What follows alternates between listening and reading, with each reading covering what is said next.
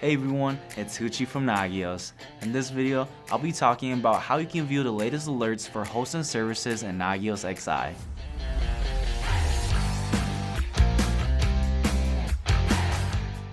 The latest alerts page is located under Incident Management.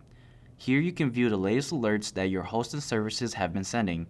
You have the ability to filter these alerts by host, host group, service group, and select the maximum number of items to show. From the list of alerts, you can view the details page for any particular host or service that you want to further examine. And there you go. Now you know a little bit more about the latest alerts page in Nagios XI. If you enjoyed this video, make sure you leave a like and subscribe. For any additional questions or assistance, visit support.nagios.com. And until next time, take care and keep monitoring.